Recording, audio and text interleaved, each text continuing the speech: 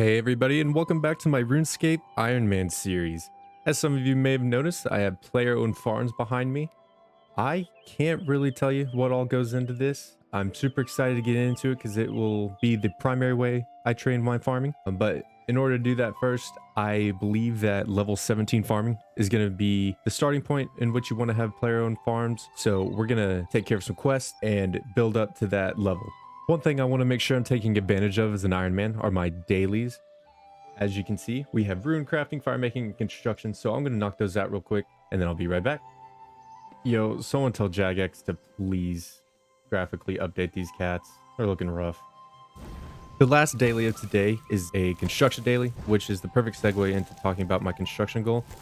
I really do not like construction, but with Fort Forinthry added into the game, it just opens up a door for so many training possibilities, and construction is a requirement for Fort Forinthry. So in order to train my construction, I'm going to be doing construction contracts. They are really useful for the early levels of construction. I believe it's like a 10k XP drop per contract completed, along with whatever experience you get from making the furniture from the contracts. So after I make some nails, I'm going to do my daily and then head over there and grab my first construction contract. I think 1500 nails will suffice for now. I know that bronze nails have a very high chance of bending, but we'll worry about that later.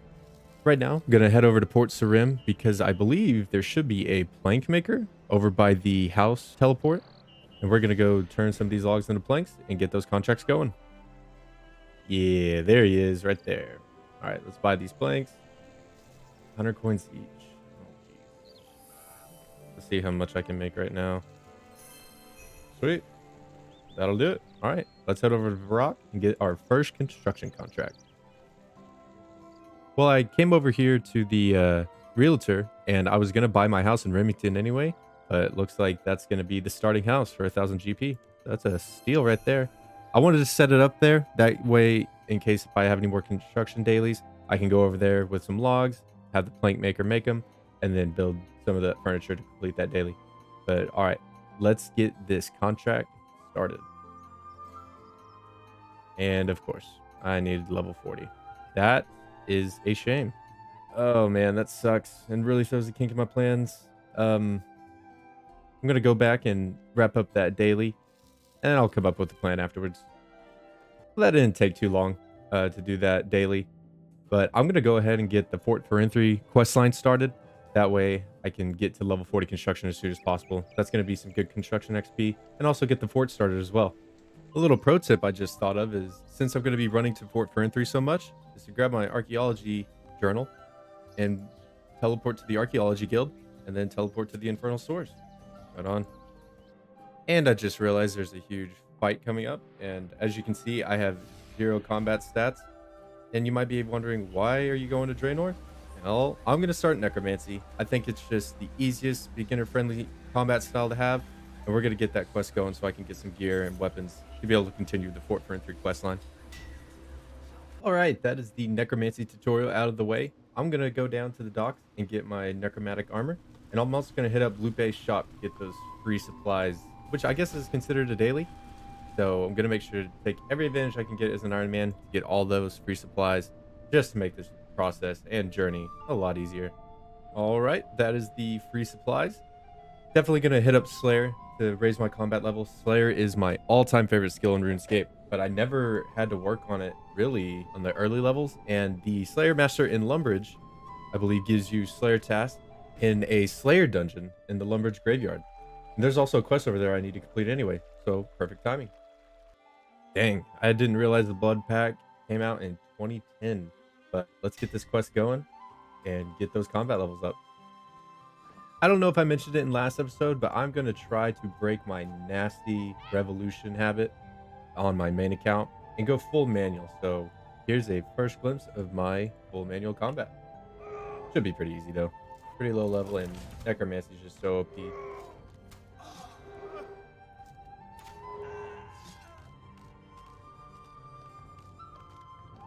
That's one down. Well, it's a good thing that the Necromancy attacks can reach him from here. Otherwise, I wouldn't have been able to operate this winch. But that's 2 down. My name is Briggs, and I'm an adventurer. Man, I was just sitting here waiting for my skeleton to revo and spawn. Yeah, this is going to be a really hard habit to break. And that is the Blood Pact quest complete. I do believe. Yep. Access to the Lumbridge Catacombs dungeon, which is the Slayer dungeon for early levels. Let's head on down there and get this rat task over with. Also, this reward lamp looks like they haven't updated it for the Necromancy skill, but that's 100 XP into attack, defense, range, and magic. Going to level 3 on all the melee levels and defense levels, and then 2 in range and magic. All right, here are these little rat boys. Level 12. I think I should be fine. Let's get at it. I think as I collect bones, I'm gonna just bury them until I can get the City of Easy Diaries complete, which will give me the Tomb of and then from then on out, those bones will be an automatic bank into the focus storage. But until I get that tomb, I'm just gonna keep burying for that prayer experience. Need to get those defensive prayers, as you can see, getting absolutely toted right now. Really hope I don't die. Update, didn't die. Also went up a necro level. And we got mask part 3. I believe that if you collect all 5 pieces of the mask, you can turn it in for some Slayer experience. So I'm going to be looking for that, definitely to help out with the earlier levels. Dude, no way my kitten just ran off. Oh, man. If you guys can offer any tips, I'll look into it myself. But if you could leave a comment and explain to me how I can keep that from happening, that would be greatly appreciated. I cannot believe I have to start all the way over on that cat. That's annoying. Just got my best in slot necklace for the moment. A holy symbol giving me an 8 prayer bonus. Never thought I'd say that in my RuneScape career. The levels are really starting to come in. That is 7 defense, almost to the combat level 10. And unlocking this touch of death ability, finger of death ability, excuse me, is really helping speed up these kills. I can't wait to get to the next one for touch of death level 13 to really be able to start pumping out some damage. Huge milestone for the account, combat level 10. I decided to switch things up and work on some melee while I'm down here. That couldn't have been any worse of a mistake. Yeah, it's back to Necromancy. And I think I'm gonna not worry too much about my melee stats until I do the Waterfall quest, which is a classic quest that boosts you up to level 30, I believe, depending if you do it from level 1. So we'll worry about all those later on when we finish that Waterfall quest. Slayer level 5. I'm finally at the level where I don't have to right click on these things anymore. That really helps out. Total level 200 milestone. Very nice. And that is task complete. Let's go get another one. I also found this Jade Demon Statuette while being down there in the Beginner Slayer dungeon, and it said talk to Xena to see what it does. Let's figure it out.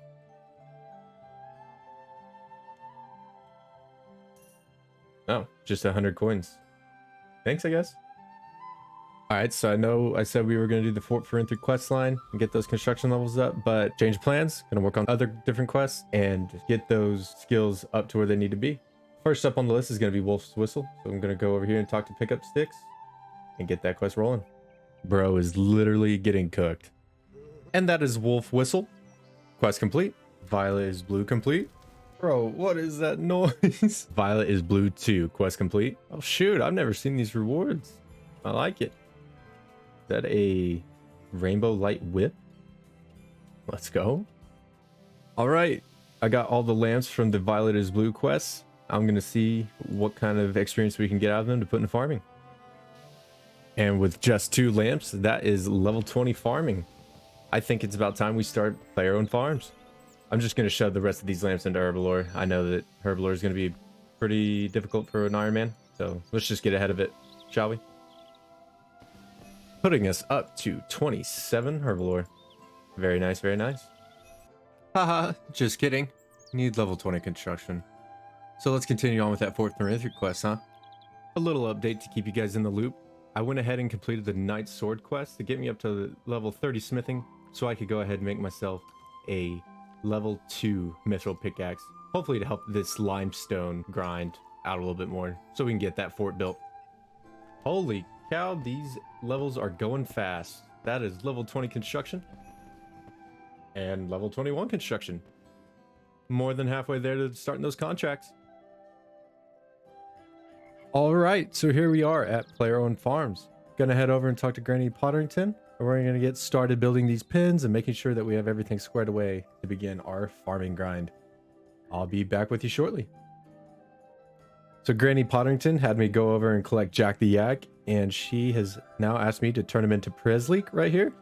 And that's probably just the introduction of how to get the currency beans for player-owned farms. And so whenever I raise livestock, whatever pin they're in, I can come over to these traders and see what kind of requests that they have and turn them in for some currency. Easiest 500 beans I've ever made in my life.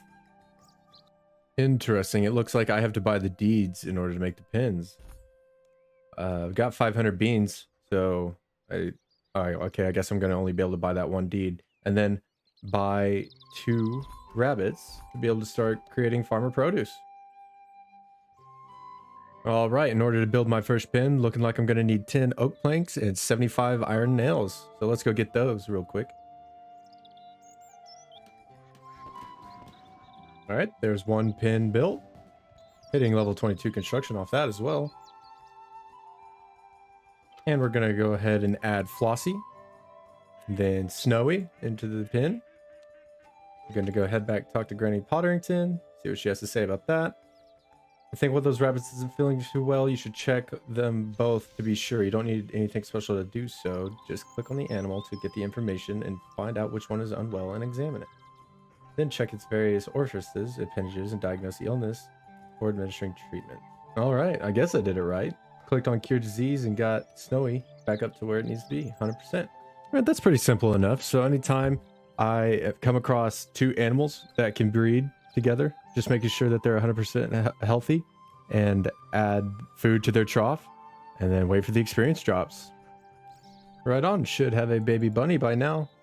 What Granny had me do is take them out of the small animals paddock and then put them into the breeding paddock. I'm not quite sure why. I tried paying attention, but I kind of got lost in her explanation. So let's go see what kind of animal that these rabbits made. Oh goodness, must have rabbits? Why? All right, well, I just completed the tutorial. I'm still a little confused on how I'm supposed to get these animals. So feel free to drop a comment down in the comment section below and help maybe offer a little bit more guidance to this option of RuneScape for farming, because I definitely want to make sure that I can take full advantage of it. It's going to be the way I want to raise my farming level the fastest. So yeah, just let me know. All right, so after a little bit of time, I now have 4 precious little baby bunnies, 2 Haleys or Hallies, Ralph and Roger. I'm going to let those rabbits keep growing, and I got some more breeding over in the breeding pen. And then once I get 21, I'm going to sell them over to Meefy to make sure I can get that XP drop. But another thing that I was told to take advantage of are the beehives, and I finally found them. They're over here, and if you click on them, they produce different types of honeycomb based off of the flowers that you give them. Oh look, another breeding pin has given you a healthy child. Awesome. But back onto the beehives, if you put certain types of flowers in the beehives, they give you different types of honeycomb, and these woad leaves are actually super accessible for Ironman. They're sold by the farmer over by the giant mole encounter in Falador, so I'm going to run over there and get that taken care of. Also, according to the wiki, the woad leaves produce medicinal honeycomb and the marigolds produce delicious honeycomb. And I noticed before I left that my rabbits are actually fond of both types of honeycomb, so since I know where to get the woad leaves, I'm also going to hit up the Draenor market at the seed stall to see if I can't get some marigold seeds and start planting those over in the flower patch at this manor farm.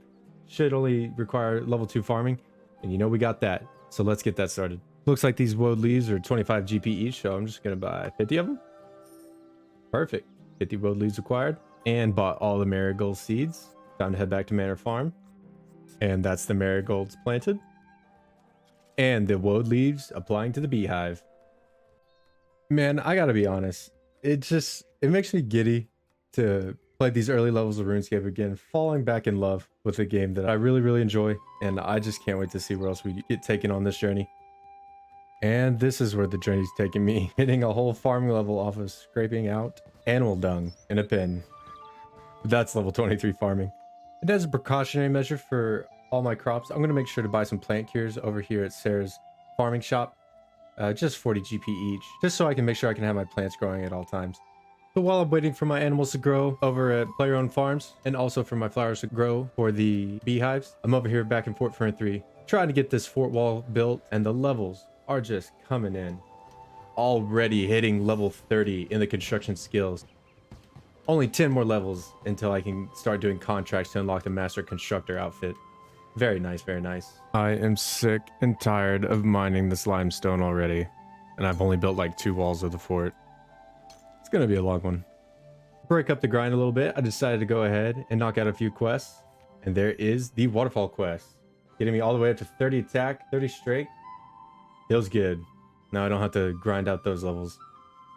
And that is another classic, the Restless Ghost. And with all the bones in the lamp, getting us up to level 12 prayer.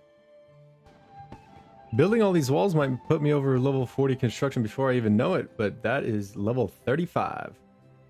And that, my friends, is level 40 construction. We can finally begin those construction contracts to unlock those skilling outfit pieces. Feels really good. And as you can tell, I made a little bit of progress on the fort. Got the whole west side wall built, a little bit of the south, and working on the north wall right now. In terms of where we go from here on the construction skill, I'll probably be doing all of the construction contracts off stream, maybe highlighting some key moments in the skill here and there. But as far as the content for construction, I'm probably going to be just taking care of that myself. However, if you would like to partake in the construction grind and want to see some clips of it, let me know in the comments. And that is going to have to do it for the second episode of this Ironman series. I just wanted to take the time at the end of this second episode to go over a few things. Number one, I am so grateful for the type of response the first episode got. Whenever I decided to make this Ironman series, I didn't think that anything would come of it. I thought it might get a couple views, but that video is already up to a couple thousand views, and my expectations have been blown out of the water. You guys are an awesome community. You guys have shown so much love and support, and I cannot wait to keep this account and this series going. And if you enjoyed this second episode of the Ironman series, please leave a like and comment down below. I love reading all the comments. I like seeing the feedback and recommendations that you guys have to offer, and I can't wait to implement some of those recommendations that I've already gotten into this series itself. Also, just in case if some of you guys didn't know, I stream on Twitch, twitch.tv/breaks, and I also have a Twitter account, or X account if you will. I'll be posting updates and whatnot over on my Twitter, so you can follow along with how the series is going, and you can figure out whenever the next episode will be available for you guys to watch. One more thing, here is my streaming schedule posted on stream right now.